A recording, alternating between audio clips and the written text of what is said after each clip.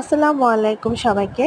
বাইরে অনেক বৃষ্টি, তাই আজকে ঘরোয়া তৈরি ডিম খিচুড়ি বানিয়ে ফেললাম।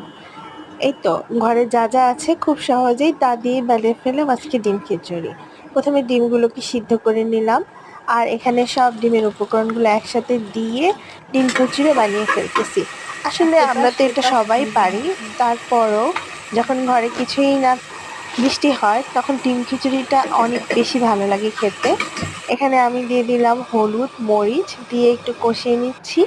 আর তারপরে হচ্ছে আমি সবগুলো উপকরণ, ডালগুলোকে দিয়ে দিচ্ছি প্রথমে ডালগুলোকে দেওয়ার কারণ হচ্ছে ডালটা প্রথমে দিলে একটু সিদ্ধ হলে বা কষলে তারপর হচ্ছে আমি চালটাকে দিব, তাহলে এর ফ্লেভারটা অনেক বেশি সুন্দর আসে, ভাজাও হয় আর সেই সাথে একটা সুন্দর ফ্লেভার আসে।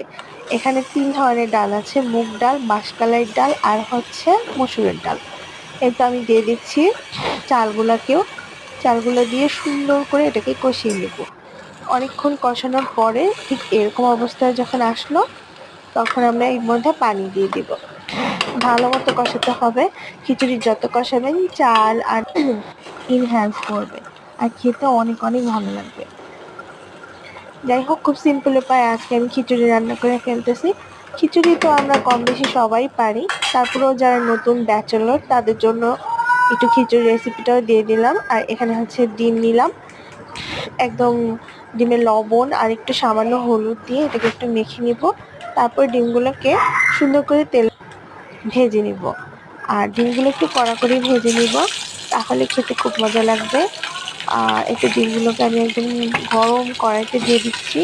ডিমগুলো ভাজার সময় অবশ্যই সবাই একটু সাবধান থাকবেন, কারণ ডিমগুলো অনেক বেশি ছিটা ছিটা চলে আসে ডিমে থেকে। এই তো আমি একটা ডিম ভেঙেই ফেললাম ডিম করতে করতে। যাই হোক, আমি ফাস্ট ফরওয়ার্ডে তাড়াতাড়ি রান্নাটা শেষ করে ফেলতেছি। আর ডিম রান্না মোটামুটি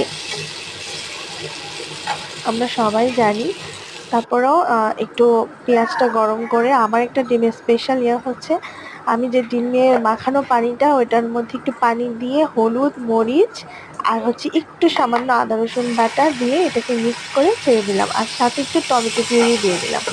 এটা ডিমটার টেস্ট অনেক অনেক বেশি মজা করে ফেলে। টমেটো পিউরিটা এখন অনেক অ্যাভেলেবেল, আর সবাই দেওয়ার চেষ্টা করবেন, তাহলে টমেটো পিউরির সাথে মিশিয়ে অনেক মজা হয়। আর এদিকে আমাদের খিচুড়ি হয়ে গেছে, আর এখানে আমি একটু ডালডা দিয়ে দিচ্ছি। আসলে খিচুড়ির মধ্যে একটু ডালডা, অথবা এটা ডালডা না ঠিক, ওই যে কুরবানিতে যে রাখা হয় না একটু তেলেরিয়া, ওই ডালডাটা দিলাম। এটা অনেক অনেক মজা করে খিচুড়িটাকে।